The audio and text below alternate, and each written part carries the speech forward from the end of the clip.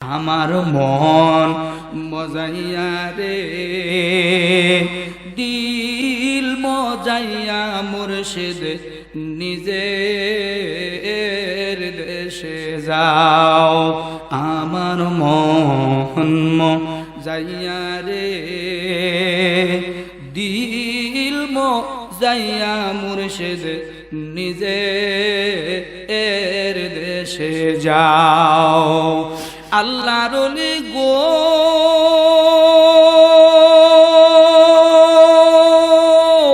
একে আমার ভাঙ্গা ঘর, তার উপরে লড়ে সর, কখন জানি এই ঘর ভাঙ্গা পরে রে।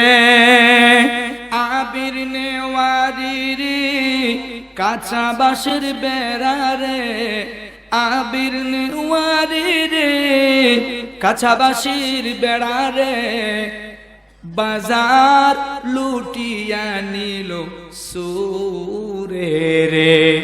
আমার মন মজাইয়া রে, দিল মজাইয়া মুর্শিদ নিজে এর দেশে যাও।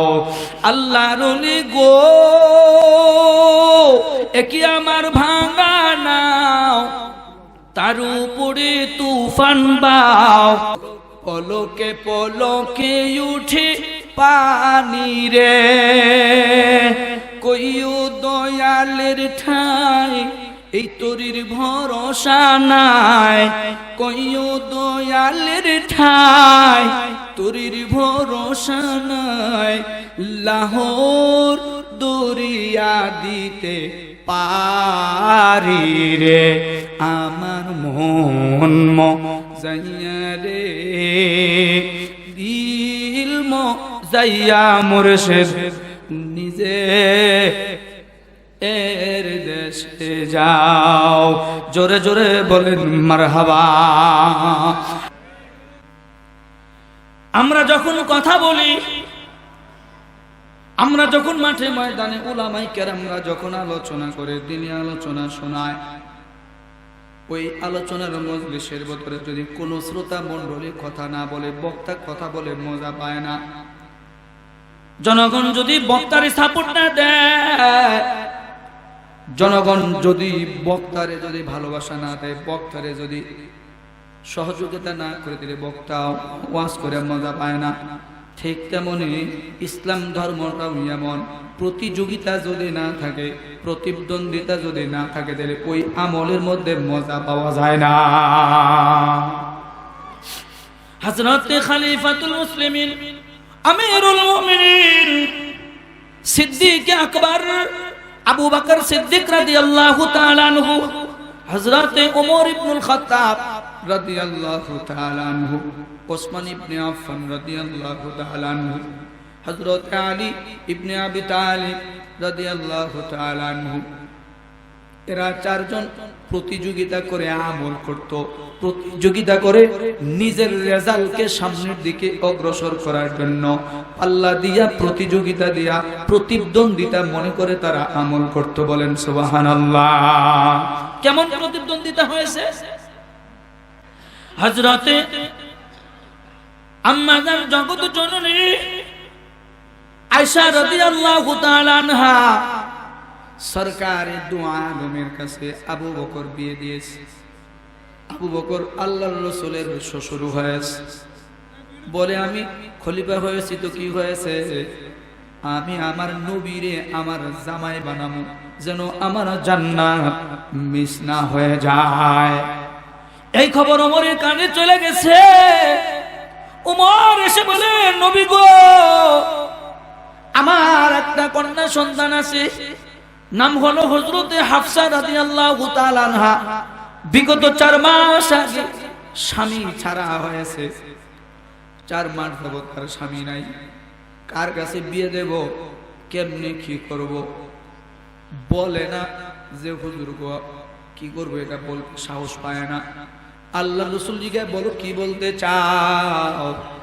ওমর বলে আমার মনে চায় আমিও আমার মাইয়াটারে দিয়া আমিও আপনার লগে আত্মীয়তা করি। এরকম প্রতিযোগিতা করে তার আমল করত। আর আমরা প্রতিযোগিতা করে গুনাহ করি। কেমন? বিয়ে বাড়িতে হাজী সাহেবের বাড়ি বক্স চলতেছে, আমার বাড়ি না আনলে কেমন দেখা যায়? কথা বলেন। আমার দেশের ছেলে মেয়েরা এমনি কোনো দরকার নাই, সারা রাত্র ব্যাপী একটা খালের ভিতরে যায়, একটা বিলে যায়, একটা খালি মাঠে যায় 2500-3000 টাকা খরচ করে বড় বড় সাউন্ড বক্স গুলো ভাড়া নিয়ে বিশাল বিলের মধ্যে সারা রাত্র ফুল ভলিউম দিয়ে সারা রাত্র বাজায়া বাজায়া বাজায়া বাজায়া মানুষের ঘুমকে নষ্ট করে। কথা বলেন না কেন? আরে তার থেকে তো আগেরটাই ভালো ছিল, আগেরটাই তো ভালো ছিল, যে সারা রাত্র মাঝে মাঝে খতমে কোরআনের সবিনার মাইকে তেলাওয়াত শোনা যেত। কথা বলেন ঠিক কিনা? আগেরটা তো ভালো ছিল। আমি জায়েজ না জায়েজের কথা বলছি না, বুঝাবার জন্য বলতেছি।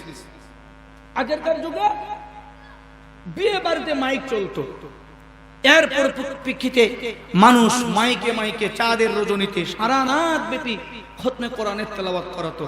ওলামায়ে কেরাম এটাকে গবেষণা করে চিন্তা ফিকির করে এটাকে বন্ধ করে দিয়েছেন, সেটা ওলামায়ে কেরামের বিষয়। কিন্তু ওটা বন্ধ করতে যাইয়া এখন সারা রাত্র সাউন্ড বক্স চলে, সারা রাত্র গান বাজনা চলে, সারা রাত্র ডিজে গান চলে, এটা কেউ বন্ধ করার চেষ্টা করে না। কথা বলেন ঠিক কিনা? আরো জোরে বলেন ঠিক কিনা? এটা কারণ কি? এটা হচ্ছে প্রতিযোগিতা করে গুনাহ করার পদ্ধতি।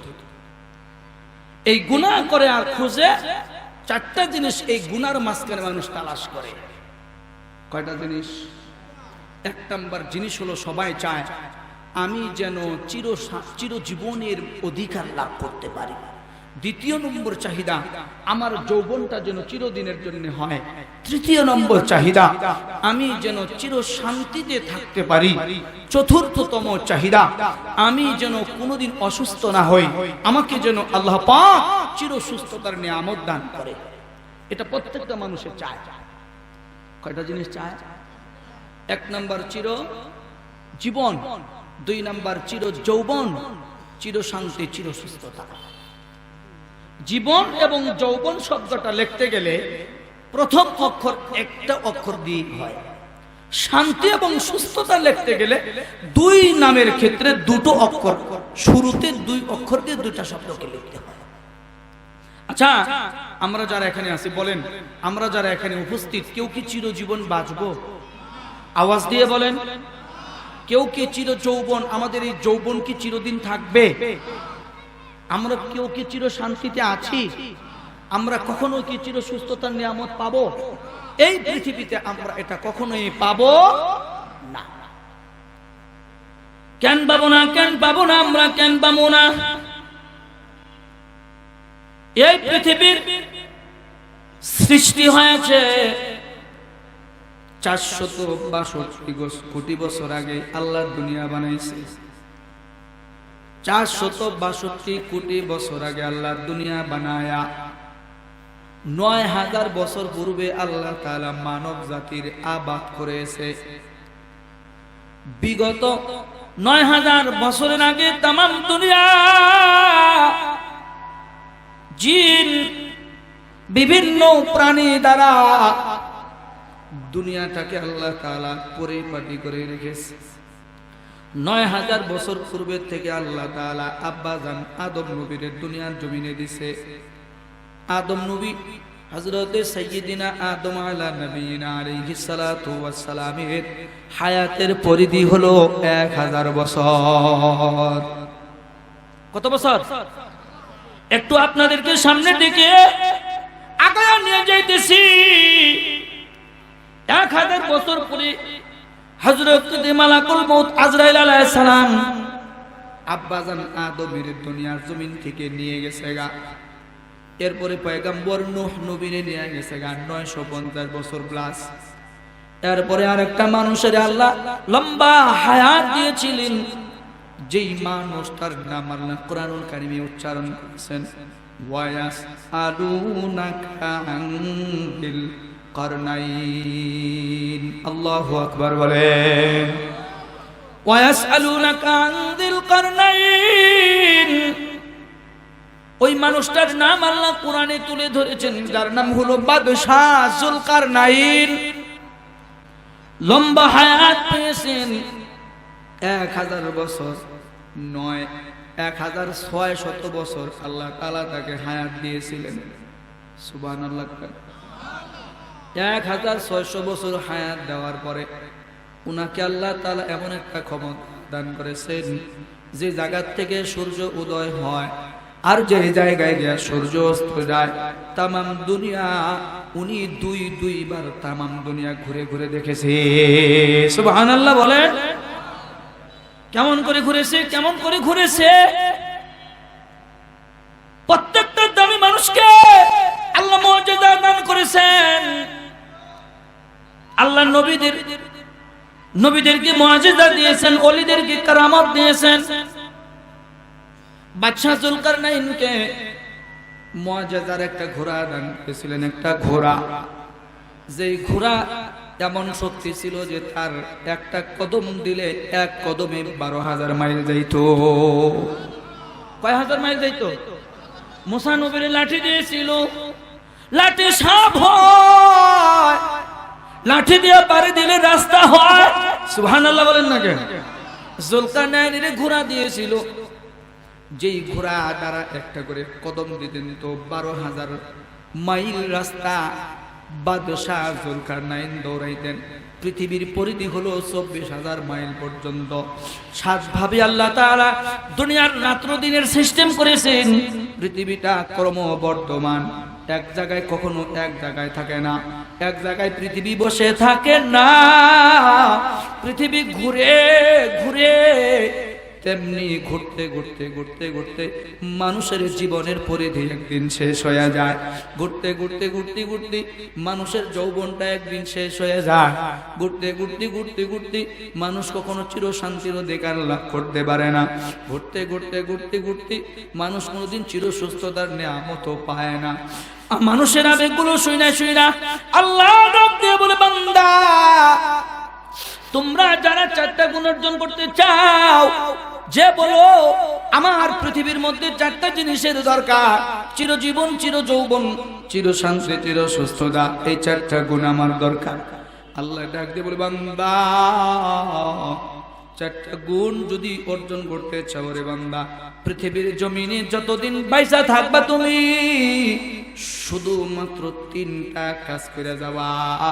আমি 4টা গুণ দিমু তো দিমু, 4টার সঙ্গে আরো 6টা বোনাস দিয়া জান্নাতি মানুষ বানায়া দিমু। জোরে বলেন সুবহানাল্লাহ।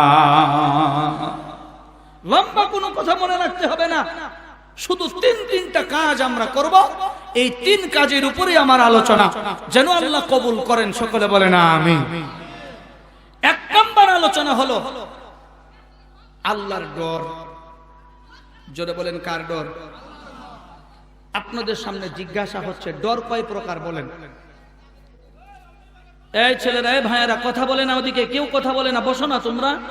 যদি মনে না চায় বাসায় চলে যাও, ডিস্টার্ব করো না। বলেন ডর কয় প্রকার? এখানে যারা বসা আছেন আমার ভাষা তো বুঝতেছেন, বলেন আওয়াজ দিয়ে বুঝেন। তাহলে ডর কয় প্রকার বলেন না? ভয় কয় প্রকার? ভয় ভয় ডর যদি না বুঝেন তাহলে ভয়ের কথা বলতেছে। ভয় হলো 3 প্রকার। বলেন ভয় কয় প্রকার? মুখস্থ করেন, আরো জোরে বলেন ভয় কয় প্রকার? আওয়াজ দিয়ে সকলে জোরে বলেন ভয় কয় প্রকার?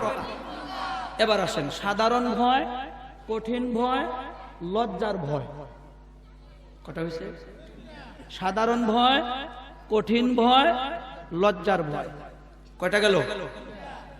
আমরা আল্লাহরে সাধারণ ভয় করি, কঠিনও করি না, লজ্জারও করি না। কথা কয় না? বলেন না, বলেন না, ঠিক নেই?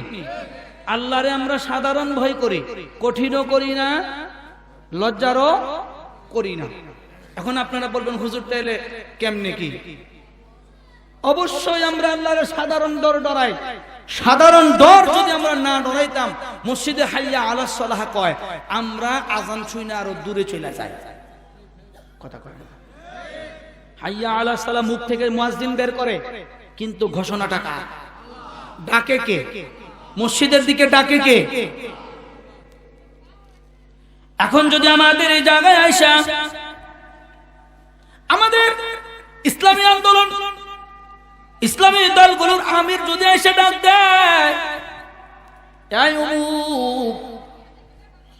তুমি আমার দরবারে আসবা, তোমার সঙ্গে আমার জরুরি কথা আছে। আমি অতি সাধারণ অতি নগণ্য একজন সাধারণ মানুষ। আমারে যদি একজন আমির সাহেব ডাক দেয়, জেলা আমির, জেলার আমির যদি আমারে ডাক দেয়, তুমি আসবা, তোমার সঙ্গে আমার কথা আছে। জেলা আমির যদি আমি সাধারণ মানুষের ডাক দেয়, তাহলে আমি যাওয়ার জন্য পাগল হয়ে যাবো গা, বলেন। অথবা যদি কোনো বিএনপি, আওয়ামী লীগ, যে যে দল করুক, তার নেতা যদি তার ডাক দেয়, আই অমুক, তুমি কালকে সকালবেলা আইবা, ঘুম ভাঙতে দেরি হবে, তার কাছে যাইতে দেরি করবে না। কথা কয় না কেন দেরি করবে না? আমার দলের নেতা ডাক দিয়েছে, আমার আমির ডাক দিয়েছে, কি? কিন্তু আমিরের চাইতে বড় আমির কে? নেতার চাইতে বড় নেতা কে? গার্জিয়ানের চাইতে বড় গার্জিয়ান কে? অভিভাবকের চাইতে বড় অভিভাবক কে? ওই আল্লাহ তাআলা ডাক দেয়, আয় আয় বান্দা আয়, নামাজের দিকে আয়, হাইয়া আলাল ফালাহ, আয় আয় বান্দা কল্যাণের দিকে আয়। আমরা আজান শুনি, শুনে না শোনার ভান করি। কি কি আজান শুনে আমরা না শোনার ভান করি? আমরা উলামায়ে কেরাম মসজিদে বলে, প্রতি জুমাবার বয়ান করে জান্নাত আছে, জাহান্নাম আছে, আযাব আছে, গজব আছে। শুনি আমরা চলে যাই, এটারে মূল্য দেই না। আমরা কেন মূল্য দেই না জানেননি? মূল্য দেওয়ার না কারণ হলো আমরা আল্লাহরে কঠিন ডর ডরাই না, শরমের ডর ডরাই না, আমরা আল্লাহরে সাধারণ ডর ডরাই। সাধারণ ডর ডরাই হলো সন্তানেরা মা বাবার সাথে সাধারণ ডর। মা বাবা সন্তানকে যতই মারুক পিটুক কাটুক, 2 দিন 3 দিন যদি সন্তান বাড়িতে না আসে, আব্বা সন্তানের পায়ে ধরে বাড়িতে নিয়ে আসে, আম্মা সন্তানের কাকুতি মিনতি কইরা বাড়িতে নিয়ে আসে। সন্তান জানে আব্বা আমারে কি করব, কথা কয় না। এর জন্য ভ্যালু কম, কঠিন ডর নাই। আর কঠিন ডর আমরা কখন ডরাই? যদি খবর হয়ে যায় যে এই চর আমখাওয়া ইউনিয়ন, তাই না, এই চর আমখাওয়া ইউনিয়নের উপর দিয়ে কালকে সকাল ডাংধরা, এই ডাংধরা ইউনিয়নের উপর দিয়ে কালকে দুপুরবেলা 12টা বাজে 300 কিলোমিটার বেগে ঘূর্ণিঝড় আসতে পারে।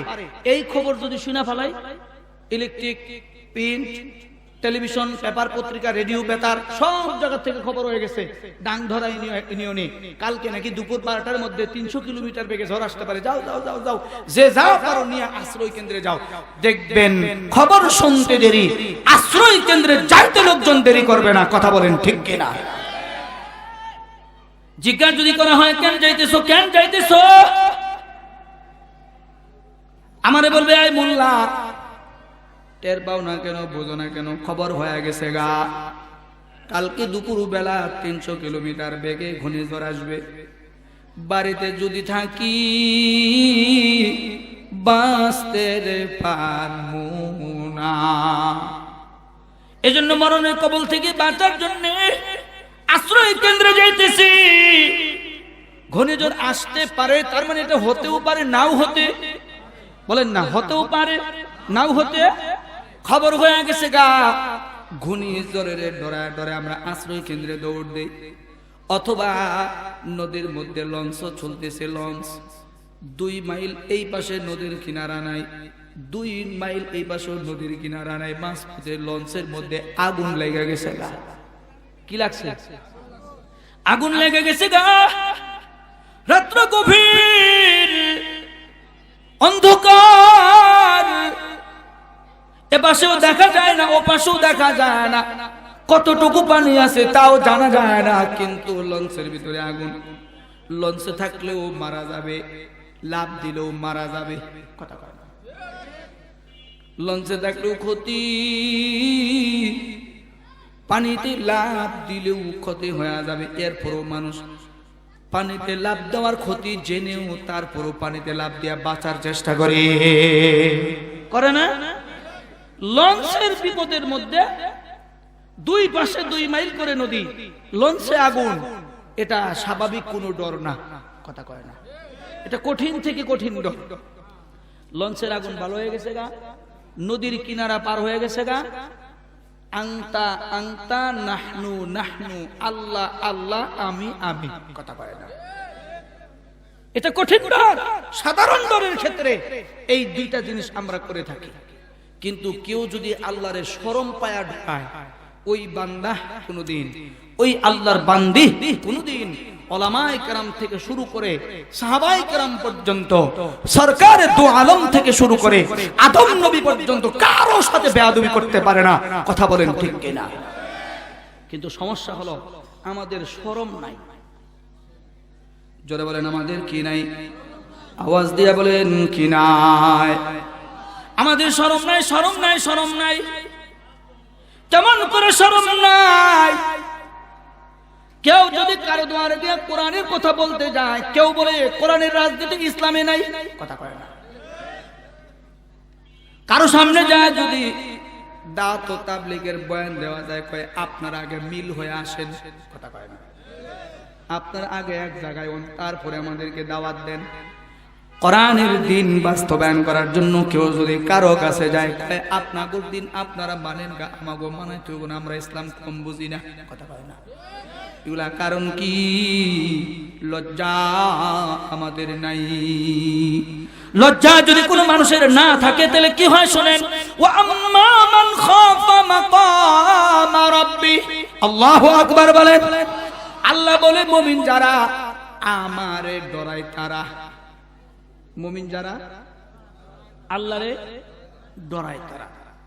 কেমন ডরায়? মাকাম রাব্বিহি, চিন্তা করে আমি আমার রবের সামনে কেমনে দাঁড়ামু। চিন্তাটা কি? আমি আমার রবের সামনে কেমনে দাঁড়ামু।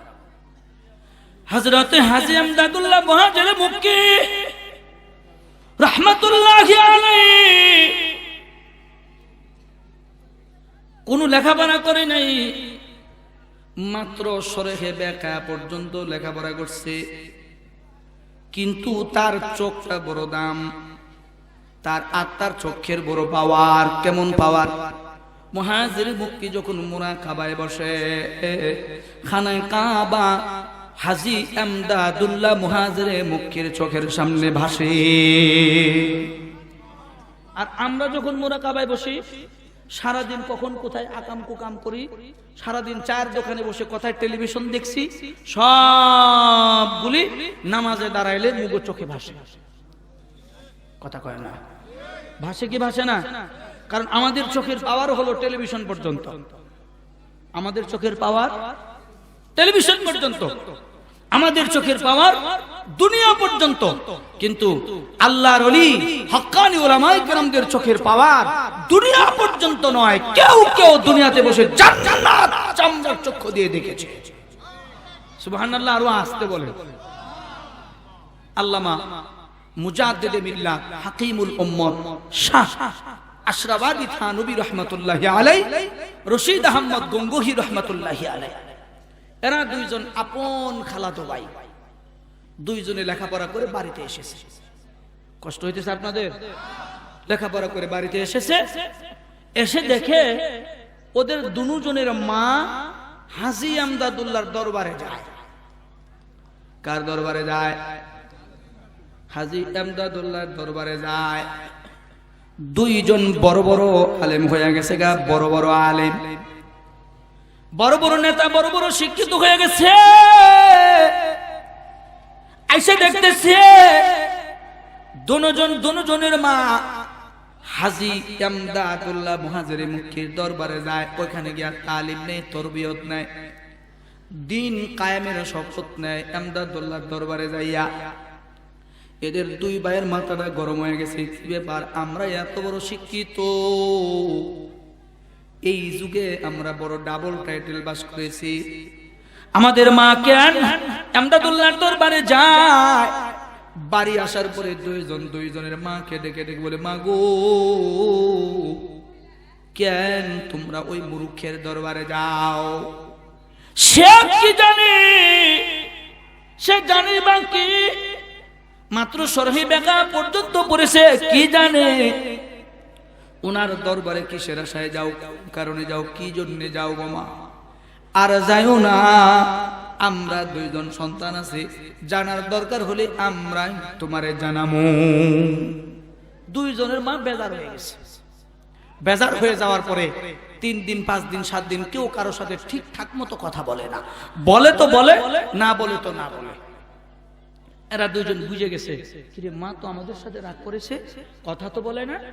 মা গো ঠিক আছে মা, চলো তোমার পীরের দরবারে আমরা যা বহস করব।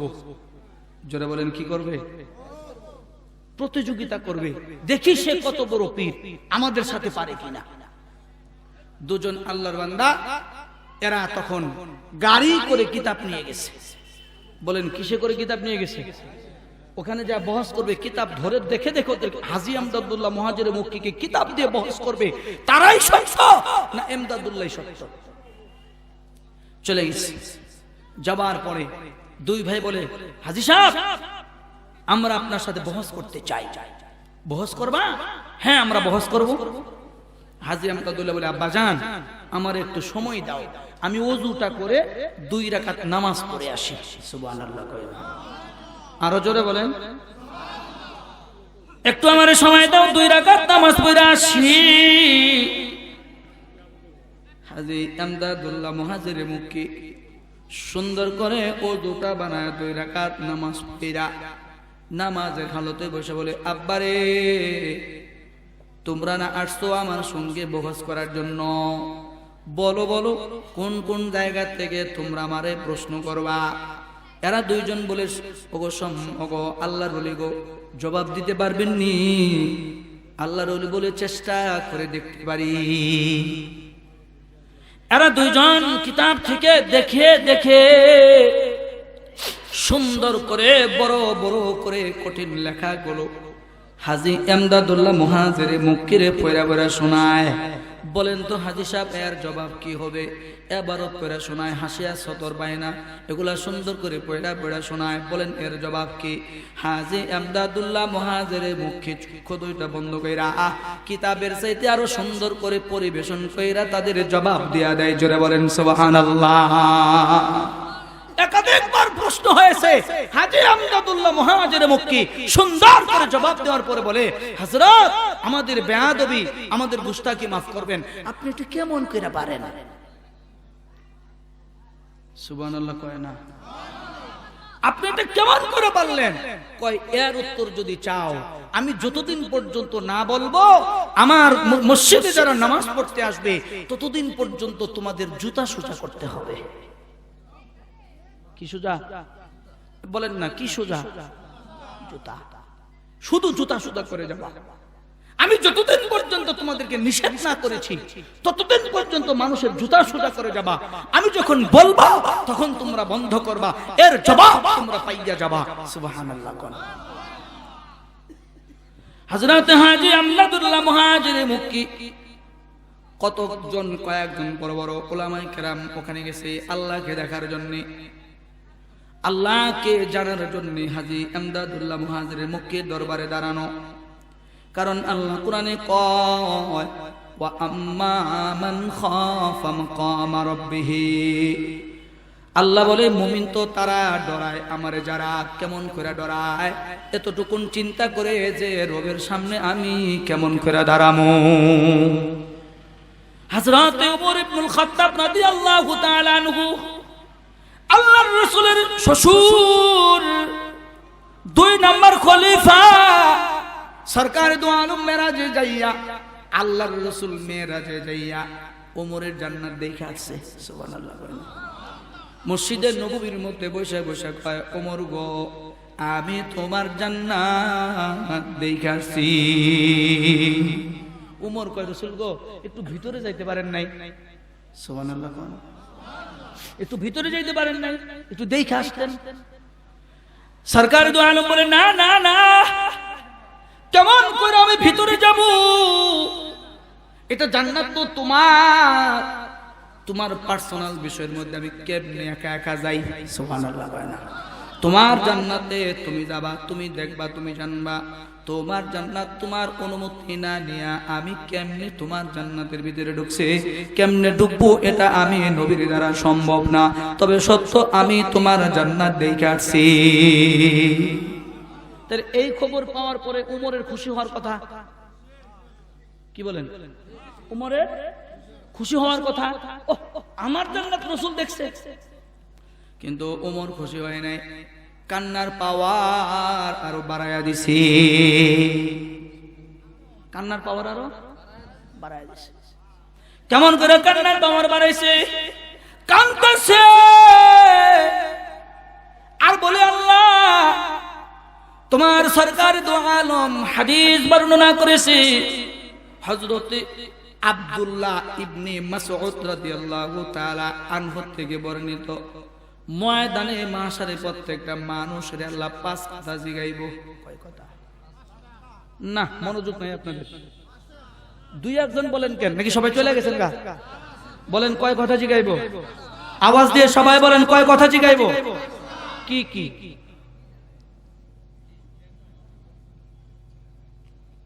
ওমা এমন কথা কোন? এখানে আমি আগেই বলছি সবাই আমরা মুসলমান, কথা কয় না। সবাই মুসলমান না? আল্লাহ 5 কথা কি কি জিজ্ঞেস একজনে দাঁড়িয়ে বলেন। আর হজ যাকাত তো বিধান, এটাও বিধান। এক একজনে বিয়া করছেন, নাতিপুতি পাইছেন, দাড়ি সাদা হইছে, চুল সাদা হইছে, হ্যাঁ, চায়ের দোকানে বসে সমালোচনাও তো কম হয় না, মুল্লাদের নামে গিবত তো কম হয় না, ইমাম সাহেবের নামে গিবত শাকায়াত তো কম হয় না, উলামায়ে কেরামের নামে চুগলখড়ি তো কম হয় না, জামাত ইসলাম ইসলামী আন্দোলনের নামে গিবত শাকায়াত তো কম হয় না। কথা বলেন ঠিক কি না? এটা নিয়ে কেন আলোচনা করেন না? চায়ের দোকানে বসে বলেন যে আল্লাহ বলে 5টা কথা জিজ্ঞেস, কি কি রে? এই কথা চায়ের দোকানে বসে বলেন। শোনেন, 8টা কথার উত্তর না দিয়া কেউ জান্নাতে যেতে পারবে না। কয় কথা? আরো জোরে বলেন, মুখস্থ করেন। কয় কথা? কবরে 3, হাসরে 5। কবরে 3, হাসরে 5। কবরে 3, হাসরে 5। আল্লাহর জান্নাত কয়টা? প্রশ্ন কয়টা হলো? যার 8টা কথা ক্লিয়ার থাকবে, জান্নাতের ফেরেশতা বলবে এই তোমার 8 কথা সুন্দর হয়েছে, 8টা প্রশ্নের জবাব সুন্দর হয়েছে, তোমার জন্য 8টা জান্নাতের দরওয়াজা খোলা, যেটাই মনে চায় সেটা দিয়া জান্নাতে প্রবেশ করো। কিন্তু অবাক হলাম আমরা নিজেরাই জানি না কি কথা আল্লাহ আমাকে জিগাইবে। জানতে মন চাইনি? আপনাদের জানতে মন চাইনি? আরো যারা বলেন জানতে মন চাইনি? আল্লাহর বান্দা খেয়াল করে শুনেন, ওমর ইবনুল খাত্তাব রাদিয়াল্লাহু তাআলা আনহু উনি আরো কান্নার পাওয়ার বাড়ায় দিছে। এমন করে কাঁদতেছে, কাঁদতে কাঁদতে গালের এই চোয়ালগুলো ঘাও হয়ে গেছে, ঘাও হইছে। এগুলা জায়গা খারাপ দেখা যায়, অসুন্দর দেখা যায়। লম্বা কথা সংক্ষেপে আনলাম, গাও হয়ে গেছে, বড় দেখতে অসুন্দর দেখা যায়। সাহাবায়ে কেরাম বলে, ওগো আমিরুল মুমিনিন গো,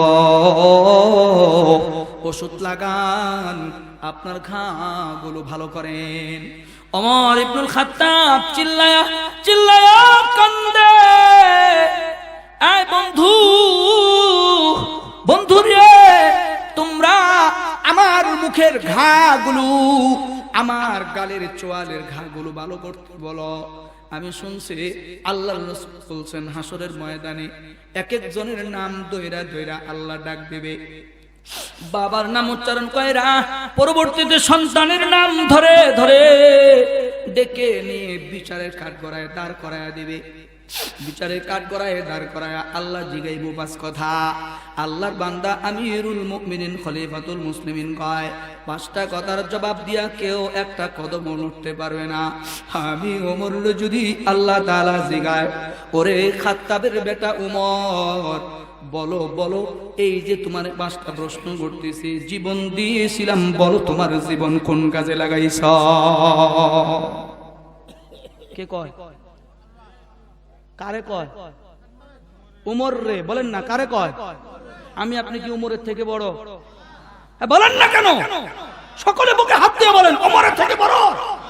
তাহলে কিসের অহংকার, কিসের এত বাহাদুরি আমাদের?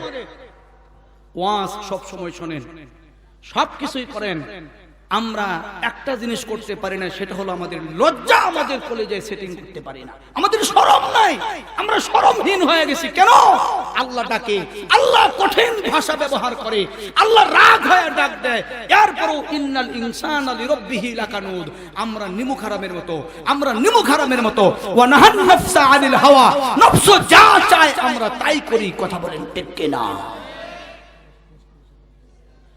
এজন্য আল্লাহ তাআলার বান্দা সরকার দু আলমের 2 নম্বর খলিফা ওমর ইবনুল খাত্তাব বলে, আল্লাহ যদি আমারে কাট করায়, দাঁড় করায়, জিগায় ওমর রে বলো তুমি আমার জন্য কি আনছো, কি করছো? আল্লাহর বান্দা আমিরুল মুমিনিন খলিফাতুল মুসলিমিন বলে, আমি আমার ঘাও 2টা আল্লাহর সামনে দেখাবো, বলবো আল্লাহ কারীম গো, দুনিয়ার জমিন থেকে আপনার জন্য কোনো কিছু করতে পারি নাই, কিন্তু আপনারে লজ্জা পাইছি, আপনারে শরম পাইছি, আপনারে এমন ডর ডরাইছি যে আপনি যদি জিগান আমার জন্য কি নিয়ে আসছ, আপনার ভয়ে কানতে কানতে আমার গাল মুবারকের চোয়াল গুলো ঘাও বানায় নিয়ে আসছি। উনি না ঘাও বানায় নিয়ে যাবে, আপনারা কি বানায় নিয়ে যাবেন? কষ্ট হলো? বলেন কষ্ট হলো? হাত ধরে বলতেছি, আপনাদের পাও দুটো আমাকে আগায় দেন, আমি জিহ্বা দিয়ে চেটে পরিষ্কার করে দেব, যদি আপনি দিন বুঝেন। জি ঢুকতেছি। আল্লাহু আকবার বলেন, সকলে বলেন না আল্লাহু আকবার। তাহলে আমাদের ডর হলো আমরা শুধু ডরাবো না, কঠিন ডরাবো না, আল্লাহকে আমরা লজ্জার সাথে ডরাবো। বলেন কিসের সাথে ডরাবো? কেমনে লজ্জা করবো? হাজী আমদাদুল্লাহ মহাজরে মুক্তি শিখে গেছে, দীর্ঘদিন এরা বড় বড় আলেমেরা দরবারে জুতা সোজা করে গো, জুতা সোজা করতে করতে হঠাৎ একদিন আল্লাহর বান্দা সবাই রেডাই গানিয়া এক জায়গায় জমা করে নিয়ে গেছে গা, বলে একটা করে কবুতর তোমাদের হাতের মধ্যে দিলাম, নিয়ে যাও যাও যাও, এমন একটা জায়গা যায় কবুতর মোবারক গুলো জবাই করবা, যেন কেউ না দেখে, যেন কেউ না দেখে, যেন কেউ না দেখে। আল্লাহর আশিকেরা যার যার মতো কবুতর নিয়া, কেউ পাহাড়ে, কেউ জঙ্গলে, কেউ গর্তের ভিতরে, কেউ ঘরের ভিতরে ঢেকে দরজা জানালা লাগায়া যার যার মতো কবুতর জবাই করতেছে, কাউরে দেখায় না।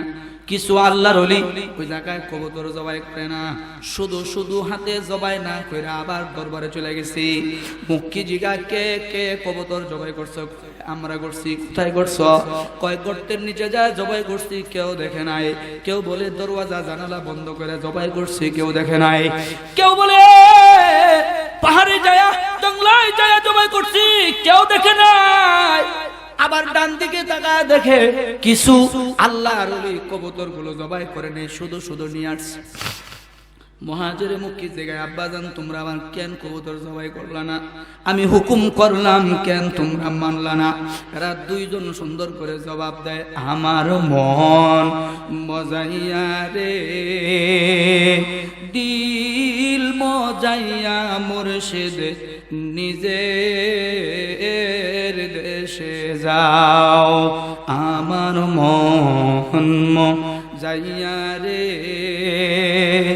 দিল মজাইয়া মুর্শিদ নিজের দেশে যাও।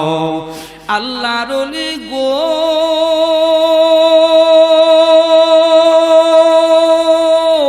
একি আমার ভাঙ্গা ঘর, তার উপরে লড়ে সর, কখন জানি এই ঘর ভাঙ্গা পরে রে, আবির নেওয়ারি রে কাঁচা বাঁশের বেড়া রে, আবির নেওয়ারি রে কাঁচা বাঁশের বেড়া রে, বাজার লুটিয়া নিল সুরে রে, আমার মন মজাইয়া রে, দিল মজাইয়া মুর্শিদ নিজে এর দেশে যাও। আল্লাহর ওলি গো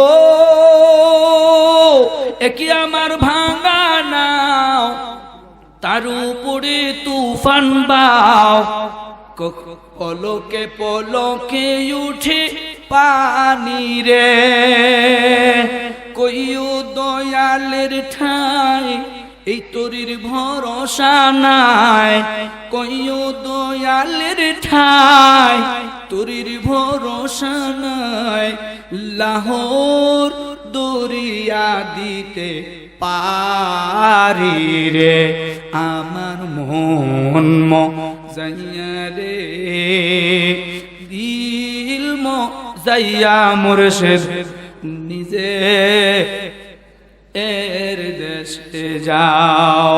জোরে জোরে বলেন মারহাবা। সেই চিন্তা আপনাদের নাই যেন পানি না উঠে, আপনাদের ঘর যেন ঝরে ঝরে যেন ভাঙ্গা না যায়, এই জন্য এই একটা শিক্ষা কারিকুলাম তৈয়ার করা হয়েছে। যে শিক্ষা কারিকুলামের মধ্যে আসলে পরে আল্লাহর দ্বীন পাওয়া যায়, যেই শিক্ষা গ্রহণ করলে পরে লজ্জা শেখা যায়, যেই কোরআনের এলেম অর্জন করলে পরে ডর শেখা যায়, যেই কোরআনের এলেম অর্জন কইরা কইরা বড়দের শরণাপন্ন হইলা, মুরব্বীদেরকে মাইনা বড়দের শরণাপন্ন হইয়া হক্কানি বড় বড় পীর মাশায়েখ, হক্কানি বড় বড় ওলামায়ে কেরামের সঙ্গে শরণাপন্ন হইয়া আমি আমার ভাঙ্গা নাওটারে জোড়া দেওয়ার জন্য চেষ্টা করব, আমি আমার ভাঙ্গা ঘরটারে টিকিয়ে রাখার জন্য চেষ্টা করব। ভাঙ্গা ঘরের নাম হলো আল কোরআন, আর ভাঙ্গা নাওয়ের নাম হলো আল হাদিস। জোরে বলেন কথা ঠিক কিনা? ভাঙ্গা ঘরের নাম আল কোরআন, আর নাওয়ের নাম হলো আল হাদিস।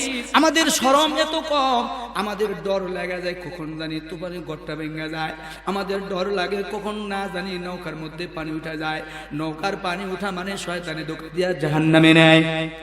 ঘর ভাঙ্গার মানে হলো না জানি কখন বেঈমানের আমাদের ঈমানটারে চুরি কইরা নেয়। কথা বলেন না কেন? এজন্য সাবধান।